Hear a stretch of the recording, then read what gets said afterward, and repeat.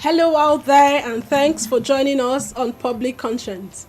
This is the anti-corruption program produced by the Progressive Impact Organization for Community Development, PRIMOG.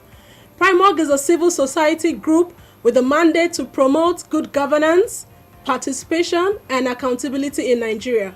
I am Adaobi Obiabumo, and with me is Chidozie Ogbonnaya. Welcome to the program. On Public Conscience on Radio, we seek to evolve a corruption-free society through the amplification of corruption stories reported by our media partner organizations and drawing citizens and government attention for democratic actions against it. This program is supported by MacArthur Foundation. Today, we will look at some investigations conducted by Premium Times Center for Investigative Journalism sometime last year on the state of multi-billion naira project awarded by Niger Delta Development Commission (NDDC). According to the investigations, despite the humongous funds allocated for the development of the region, many of the projects NDDC awarded in the past remains poorly executed or abandoned, leaving millions of residents of the region suffering. Many Nigerians today are abreast with accusations of massive financial improprieties and fraud in the NDDC. The commission, which was created by former President Olusegun Obasanjo in the year 2000 with the basic mandate of developing the oil-rich Niger Delta region, has obviously failed to live up to its billing since creation. Unfortunately, the findings by Premium Times are disturbing, overwhelming, and hazardous. Ito community in Ibeno local government area of Akwa Ibom State, South Nigeria, have remained in darkness for 2 years as their 500 kVA transformer has not been working and covered by weeds. The pole of the transformer has fallen and the wires removed. In the case of Ekorekan in Etina local government area, NDDC awarded a contract for installation of a 300 kVA transformer in the community, but the transformer could not be located again. In Rivers State, abandoned NDDC school projects are littered in the communities. According to the investigation, in October 2004, NDDC awarded contracts for the construction of a block of 6 classrooms, toilets, and an office to be sited in public schools across Rivers State. And 15 years after, investigation revealed that several of such projects have either been abandoned or were not done at all. In Ayetoro, an Ondo coastal community in southwest Nigeria, risk being taken over by flood as a result of natural and human activities worsened by abandonment of multi-billion naira shore protection project, which was first awarded in 2004 and was awarded again in 2009 by the NDDC. While in Edo State, gully erosion control behind block of flats in University of Benin was awarded on May 1, 2012. And unfortunately, 7 years after, the contractors are yet to commence work. The list goes on as poorly executed abandoned projects by NDDC litter across all states of the region, with billions of naira going down the drain. Means of livelihood are destroyed and poverty is on a speedy rise. This is a very ugly situation. But in a bid to better understand the report of the abandoned and poorly executed projects by NDDC, we have in the studio the program manager of Premium Times Center for Investigative Journalism, Mr. Akintunde Babatunde, and a senior investigative reporter, Taiwo Hassan Adebayo. Welcome to the program. Thank you. Good morning. Please know that you can follow us on our social media platforms at Official Primorg. Primorg is spelled Primorg. We are also streaming live on Facebook at Official Primorg, and you can watch our videos on Primorg TV. That is our YouTube channel. Primorg TV is our YouTube channel. I want to encourage you to subscribe to get reminders whenever we have a new post. And for those who cannot join us via phone, we would also encourage you to send us messages via our WhatsApp portal 0902 265 6167. This number is for messages only. And back to our guest in the studio. I'll start by asking Mr. Akintunde, what prompted Premium Times to go into this investigation? Thank you. I think that's what we do every day. So beyond the normal reporting, so what we do at the Premium Time Center would be to help see how we can deepen conversation around issues of corruption and all. So over time, we've been trying to look at the deficit of the implementation of capital project across Nigeria. But particularly, we looked at the NDDC, the Niger Delta region of Nigeria, and we were like, if a region where Nigeria gets about 90% of its oil revenue from, if it's a region that gets over 13% deprivation. Right. So I'm trying to say that why is NDDC, Niger Delta itself? It's a region where Nigeria gets majority of its oil from. Okay. So apart from that, we now look at there are development arrangements that have been done by the government to help advance, to catalyze development in the region. That's why we have 13% derivation funding for the state, and then we have the Niger Delta Development Commission and a whole lot of other programs. So we looked at the budget of the NDDC in the last 19 years of its active service, and we discovered that this agency has essentially gotten about 2.16 trillion naira in 18 years. 2.16 trillion naira. That's the research that we did at the PTCIJ, and we were like, if 2.16 trillion naira has gone to an agency to execute projects, and we then looked at the ecosystem of their operation. So they have a website. NDDC has a website, and they have over 9,000 projects that they claimed to have executed in the last 19 years. So that was what they claimed. So we looked at it and we said, okay, if that's what you are claiming, so it's important for us to see people, go check and confirm the status of this project. One interesting perspective about the project that they have on their website was that out of the 9,000 projects, they had no price tag. All the 9,000 projects, and they claim some are completed, some are banned, some completed, some ongoing. So let's say one of the projects is school. So we have school projects, and there's no amount fixed to that. Yes, we are not able to ascertain how much has been expended on this project. So that informed our decision to say, if this is what you have on your website and you claim to have completed some of them, why not let's interrogate the process and confirm how true it is. And that was what led to us delving more into the operation of the NDDC and where we are today. Okay, your investigative reports are very disturbing, and it exposes the horrible way and manner the management of the NDDC over the years has run its activities. Give us an overview of your report. Yeah, thank you very much. Like Akintunde did mention earlier, NDDC became an intervention to palliate the Niger Delta following years of abandonment, underdevelopment, despite the fact that it produces mainly the wealth of this country. NDDC has several projects. It has several projects that it initiated in the Niger Delta, in Rivers State particularly, where I went to. And in getting to Rivers State, we decided to look at the schools the commission listed as having either completed or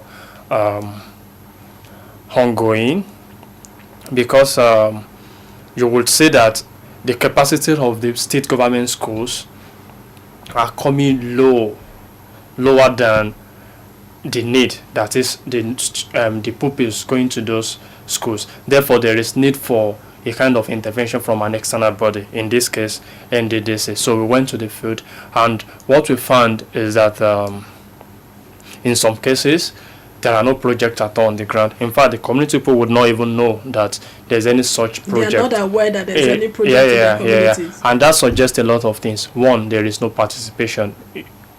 I think it's only in this part of the world that a government or any organization would initiate a development program with a top-down approach. It has to be from the bottom. Yeah, it has to be that you carry people along. People have to have input in conceiving any development initiative.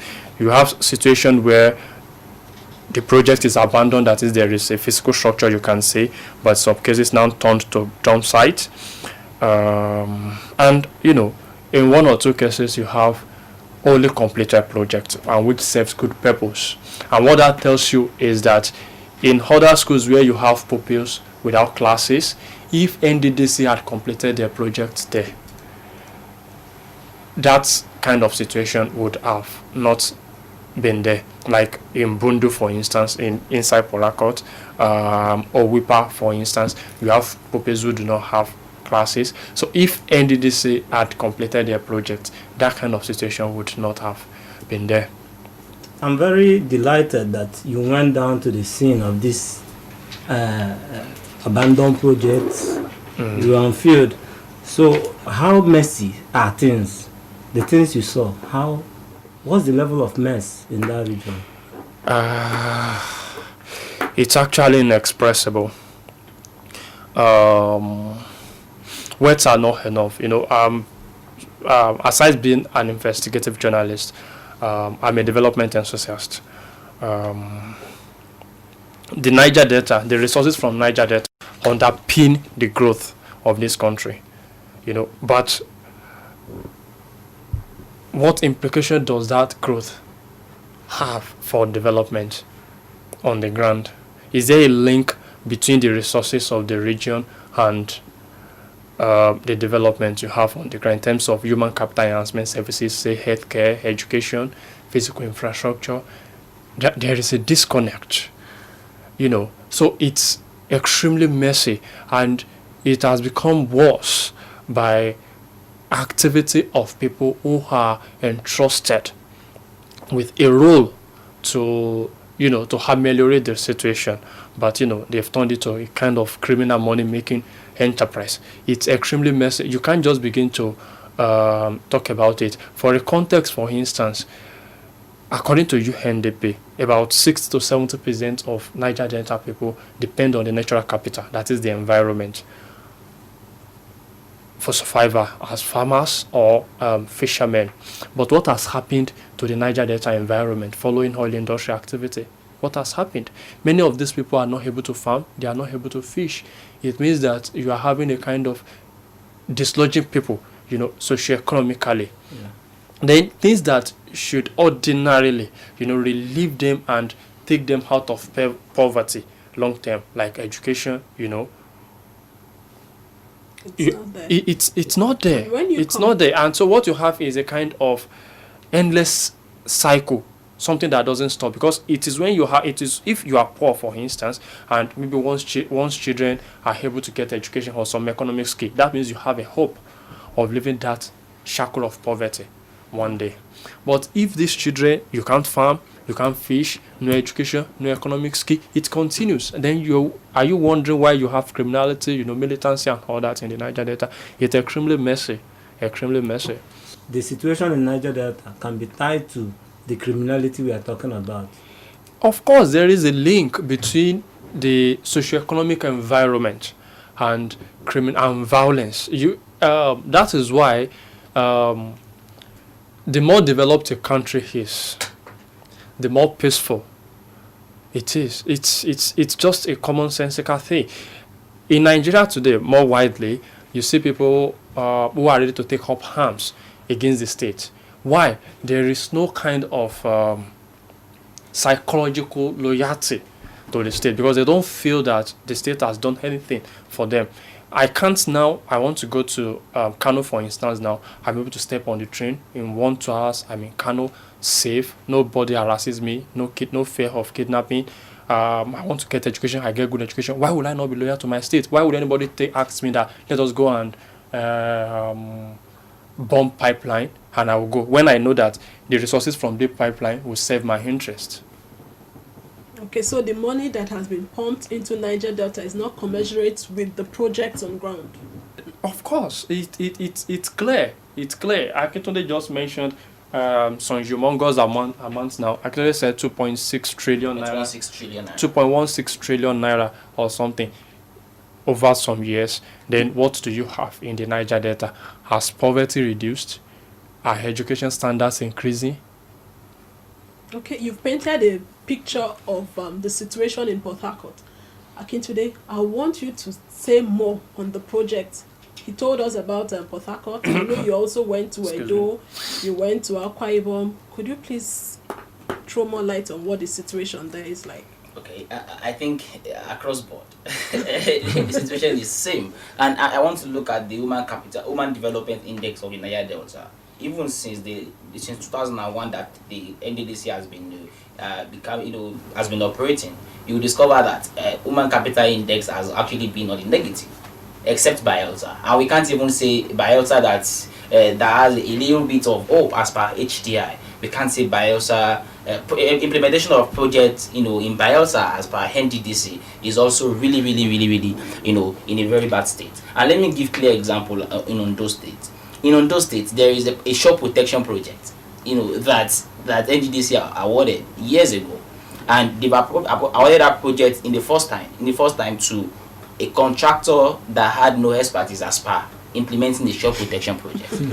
And you ask yourself, how did this happen? And in one of the investigations that we had a video a documentary where people were talking that their farmlands have been wiped off by the water tear them apart. They are they've been eroded, and they are really living in a state that you will like. How will a community that give Nigeria billions of naira, and you are like, how would this happen? And it is so sad that the people that are supposed to be accountable for the operation of NDDC, and that's one annoying part. When you are entrusted with a mandate to help develop a region, and you are asked to come and give account of what you've been able to do, and you end up fainting at the end of the day. You end up pointing accusing fingers, and in the last I think it's about 4 or 5 weeks now that we witnessed that show of shame, and nobody is in jail already.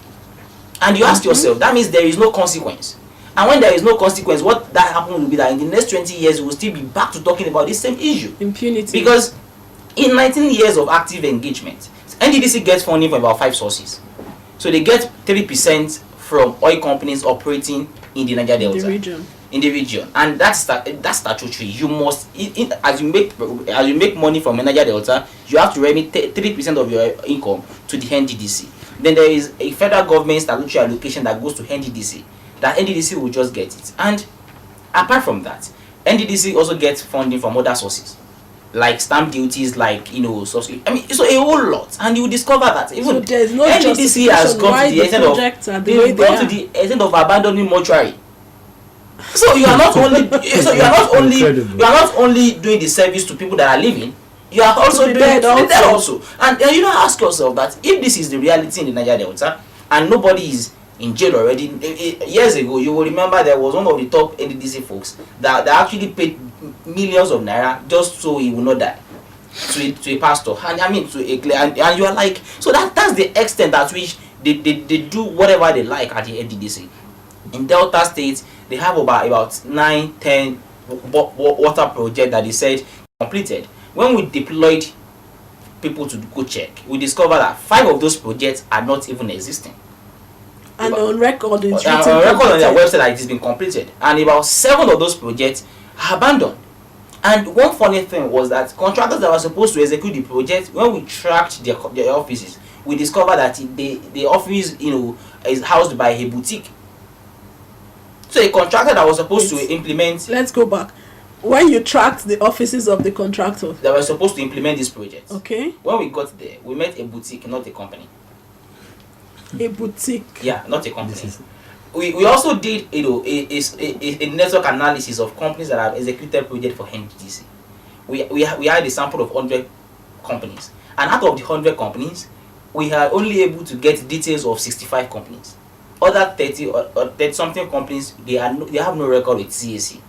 So you did a CAC search? We did it. Yeah, we did that. We did the analysis. So we came up with, apart from the news investigative report, we came up with a 75-page report to speak to the essence of corruption and the pattern of unethical practices at the NDDC in the last 19 years. So it's a change. There is no state in the Niger Delta, the 9 states. There is no state that has no issue as per abandoned project, non-existent ghost project and all. in the Niger Delta. The CAC search you did you try to find out who the directors of those companies? We did a social network analysis, and the social network analysis will speak to who is behind this company. Okay. Are they affiliated to politically exposed persons? Yes. But of course, I will not be able to talk about all those details right now on the show. But what we discovered will be that we have 40. So in the report that we did, we have 40. Past executive, 40 people that are affiliated to NDDC that have been indicted one way or the other, as per awarding contract. And this is not. It was said on live TV while doing the. So they award the contract to themselves. To companies they have affiliation with, the influence contract and all. You would notice that even at the National Assembly, the chairman House Committee could not proceed with the hearing because he was accused of influencing contracts. A number of lawmakers were also indicted, and that also comes bring us to another aspect of saying if lawmakers that were supposed to perform oversight or to ensuring that projects are properly handled, if they are also indicted, then who would judge the judge in that regard? So it becomes a diet. So every other state that we've been to in the Niger Delta, we have at least 5 cases of either abandoned or non-existent projects in the Niger Delta, and we tracked over 200 projects across the 9 states. Let's have a percentage. 2,000 projects. We tracked over 200. 200. We did a sample out of the 9,000 tracked over projects. 200 Right. projects. And what's the percentage of completed projects in that 200? It's less than 50%. Less than 50. Yes, from the sample we worked with. During your investigation, did you reach out to the NDDC? The spokesperson, Charles Odele, is a public servant. They emphasized school project. The suggestion therefrom is when that you say de-emphasized, what do you mean? de-emphasized, that is, it's no longer the priority. No longer their priority. Yes. So the suggestion therefrom is that the chances are now slim that those schools will be completed. So except, of course, Rivers State government or some development partners, get involved some more, it means many more pupils, will not be in class, or maybe you have 100 kids in a small classroom, and what happens to learning?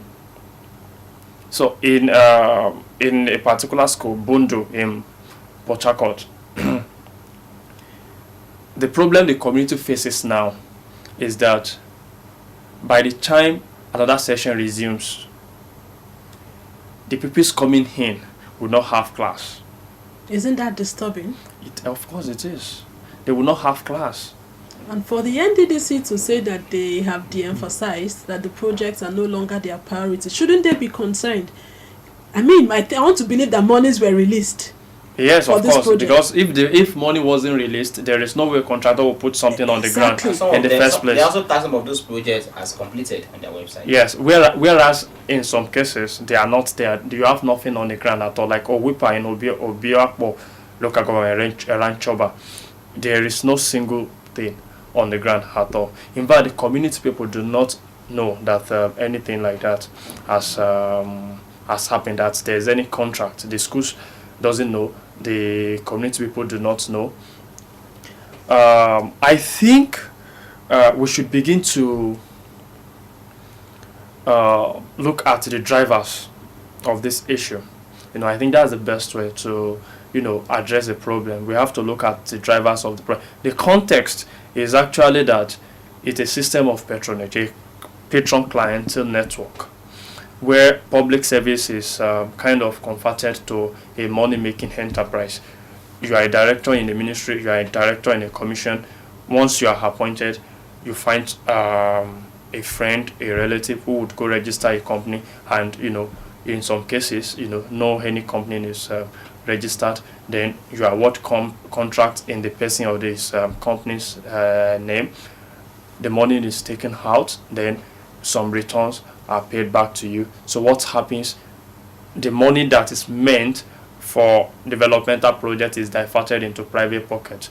Then you now have this soaring nature of Nigeria's poverty, children out of school, criminality, and all that. That is what is happening. Could that be the reason why they are not interested in the completion of this project? Of course, because there is very low level of commitment to public good. That is what you find in this country. And the case of Niger Delta is even is very shocking. Anybody who is enthusiastic about development, when you get to the Niger Delta, you will not be fine. You will be shocked. I mean, this is the region that we sit on. Our wealth. That's where what we spend mostly in this country, and see where it is. And the reason why it's even more shocking is that it's not the case that you have people from other region doing these things. You have people from that region who are diverting money meant for their own people's development.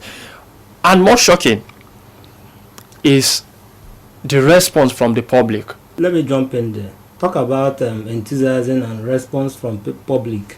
Yeah, that is even where I'm interested. Okay. And the awareness of the public. You interacted with them? Yeah, and I sure did. How much in tune were they with the realities? Did they know that these projects were meant for them? Were they carried along? Just tell us what you found out. First, let me start from where you ended. There wasn't much of being carried along. And I think I mentioned that earlier. When you are conceiving development initiative, the starting point should be participation. Participation is a concept in development, which is that the people for whom an initiative is meant, they have to have input. They know where they feel the problem. They know what the problem is. So it will be bottom up. You would go to them. What's the problem? You get data from them, which will then direct the resources. It is the data you get from them that would, lead you to how you will plan the resources. What do we give you? Then they will be involved in the process. As a matter of fact, where NDDC actually has a project completed, a school project completed, Ebubu is a community. Ebubu and Hogale in Heleme. The community leaders that are there told me that the reason why their own case was different from others where there wasn't project was because the contractor is somebody from the community. So if you are given contract by government or NDDC to execute a community project and you are from that community, and the community is told that this person, you can't even afford not to complete the job. Definitely not in the Niger Delta. You can try it anywhere else, but definitely not in the Niger Delta. And I think for projects like primary healthcare, primary schools, small water projects, that's what they should do. Somebody from it should not only help, raise local content, but also it will also ensure accountability. The community people will own the project. They will own the process, and they would ensure that it doesn't fail. If the contractor, who is their own member, wants to run away, they would have a way of dealing with him. So and back to the question of the response from the public. We blame government a lot in this country, and I agree that but one thing about our democracy is that the people who are the actual sovereign, of the democracy, they do not realize their power. There is little of holding government accountable. Look at the revelations from the Niger Delta regarding the NDDC. What outcry have you heard from the Niger Delta? What outcry have you heard from the Niger Delta? These people, they will return to Port Harcourt, they will return to Asaba, they will return to Yenagua. People will still go to their homes in the morning. Hey, yes sir, yes sir. The people who have stolen your home money. Okay. What have you heard from the people? Even on social media, what have you heard from the people of the Niger Delta against these people who are indicted for stealing their home money? Money that should be used to build roads, money that should be used to build schools. Ekporo is purportedly a community in Ogobolo local government. And NDDC, still in River State. Yeah, sure. And NDDC said they had built a water project there, which should serve the community. Has about 5,000 people. But there is no single human being in Ekporo. As a matter of fact, as we speak now, there is no such community as Ekporo again because it had been sacked. And you That's claim that you had interesting. beat. There is no single human being. No single human being. So who is the Who sacked project them? meant Sorry. for them? They are good people. No single house, no single human being there. After the sack, NDDC said it had completed a water project. Okay. There is no such thing there. All right, we'll get back to you. This program is an interactive one. We've been speaking with Babatunde of Premium Times and Taiwo. We want to invite the public to join the conversation. We've been looking at the abandoned projects in the NDDC. Hello. Hello? Could you please turn down the volume of your radio set? Okay, I'll move away from that. Okay, your name and where you're calling from. My name is Godwin from Papi. Go ahead, Godwin. Okay, you see, the problem we have with professors and agencies in Nigeria is that most contract giving are given as a secret oath for families. You know, if the contract that we're giving in camera, like television, like every contract given in television and camera, when people see, the community will be able to know or to hear, and people will see. They will follow up the contractor. They will know how much was in the period of time was given to the Christmas Church. But they have from Niger State.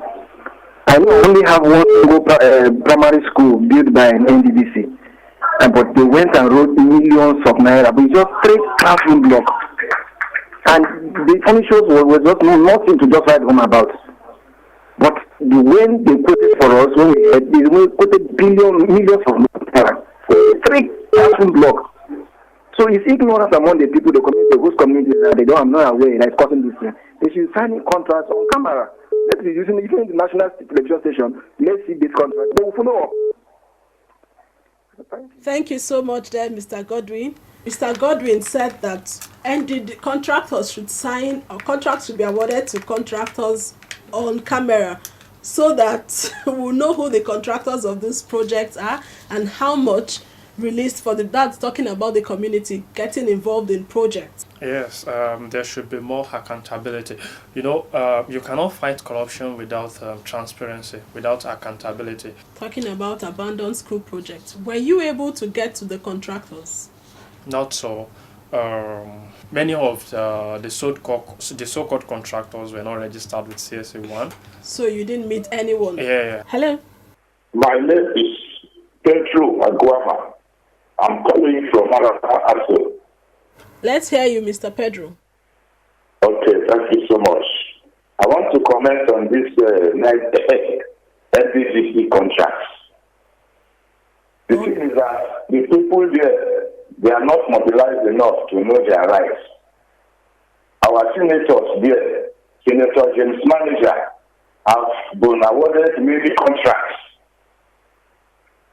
on this NDDC. There is nothing to write home about. There is a House of Rep member there, one Nicolas Mutu. He has been there since 1999 as a House of Rep member. For the past more than 19 years, there is nothing to show for that man. No project in his constituency. And he's again, going again for another 10 years. There is a shore protection line in the town they call Abade. As I'm telling you now, the shores are falling down. And they have awarded that shoreline protection contract for over 2 times. How then do we ensure that these projects are completed? They have not even been started, not even commissioned. You see, James Mutu, the traditional rulers, they connive, the politicians, they connive and make life improper for the citizens. So I want you people in the press to take on them, those senators, those House of Rep members. And when you go there now, you see all those boys, all those talks, calling Shamo. Because they are all illiterates. So please, thank you very much for what you have been for us. Thank you so much. But saying that the boys are illiterates, is that why the projects are not completed? I don't think so. What boys? The community people? Yeah. Well, I'm not sure it's actually about being illiterate or being educated.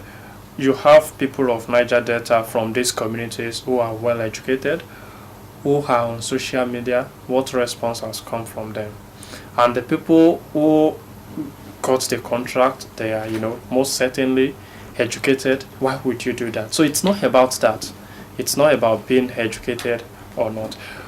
Whether you are educated or not, if the NDDC plans the process well, involving the community, let the community have sense of ownership in development project, there will be a difference. Because these people in the community, they will not allow you. They know your house. They know when you get mobilized. When you get mobilized, they know you've been mobilized. When you get more money, they know you have more money, and they know the milestones that you should reach per month, per year. They will come to you. So if I get you very right, the hues and cries are not coming from the people of the region.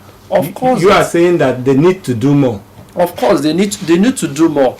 You see, in democracy, the voice of the people is very powerful. People just need to raise this voice, and we have seen it happen in Nigeria. There are situations that even the federal government here in Abuja, they would plan something, then with outcry, they will reverse. Talking about community getting involved, there's a particular community in FCT here, Peggy community. They've been on this program. Their roads, 14-kilometer road, it keeps appearing on the budget year in, year out, but the road is still bad. And the community is so organized such that they've written to the FCT, they are following it through, they've refused to relent till that road is completed. And it's now completed. It's not yet completed, but they are still engaging with the stakeholders. Yes, but then they will get there. You see, the journalism institution, what we can do in terms of driving development, it's very much actually, but ours is just miss. The people have to own it eventually. If we committed resources, ownership. Yes, we committed energy to bring these issues out. After that, it is for the people, the community, to now take it up from there. Protest. Peaceful protest. Yeah. Go to NDDC, make noise, petition EFCC. There are people here in Abuja. Go to EFCC every morning. ICPC, because I know ICPC has been monitoring capital projects and constituency projects. ICPC. When their lawmakers go home, mandate their lawmakers to raise the issues in the National Assembly. People have to get more organized. People have to engage more with the government. But I assure you, we will not be going anywhere if, as a people, we don't step up demand.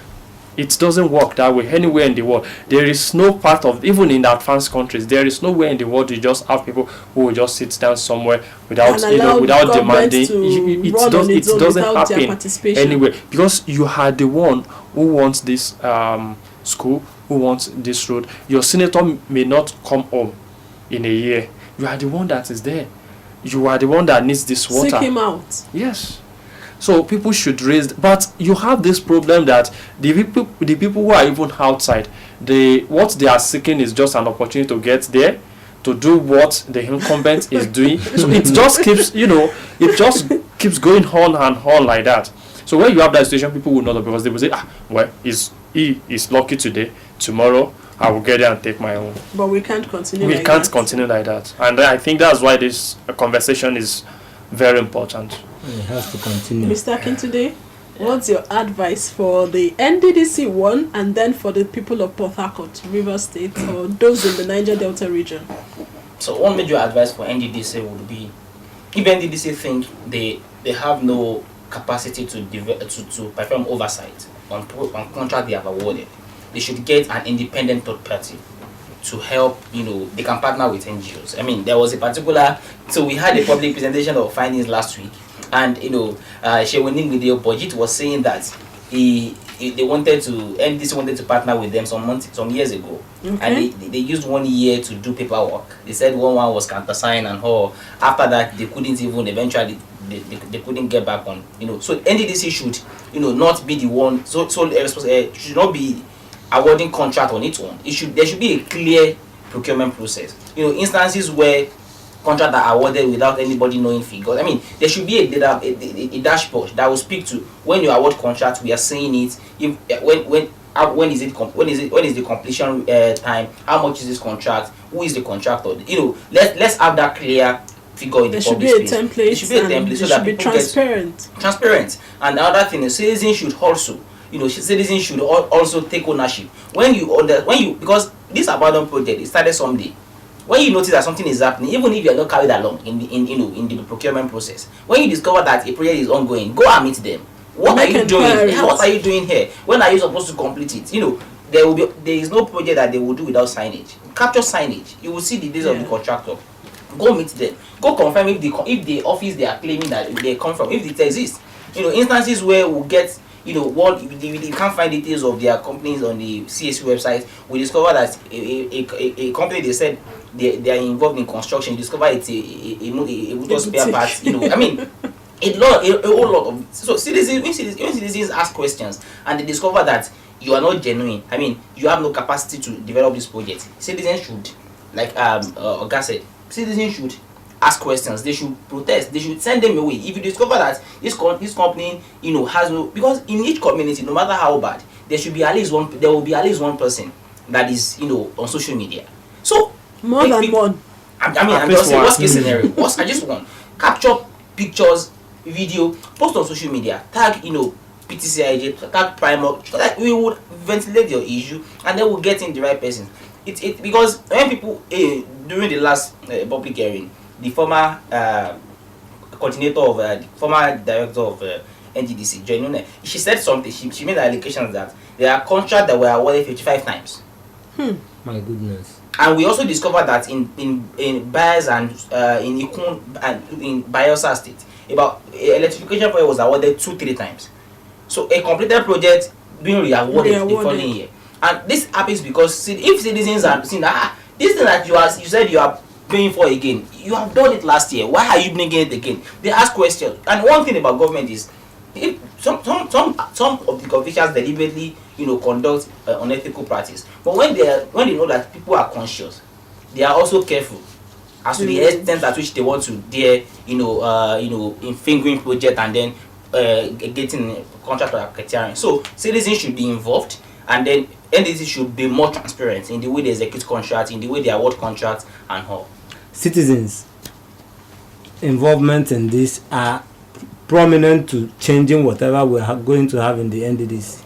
Exactly, and I want to conclude by saying that as citizens, we must continue to engage with stakeholders and also monitor projects in our communities. We are continuing with this conversation in Port Harcourt because for us at Primark, we want to see value for money. Please visit the news page of our website, news.primark.org. That is news.primark.org. For all details of our reports and interviews, visit our website, primark.org, to get all the information about Primark.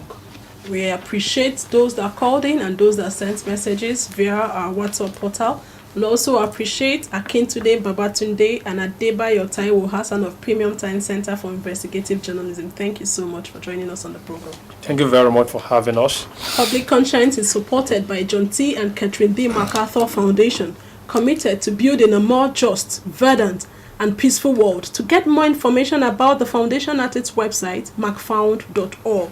Please join us again next week for another episode of Public Conscience. And remember to follow us on Twitter, Facebook, and Instagram at Official Primark.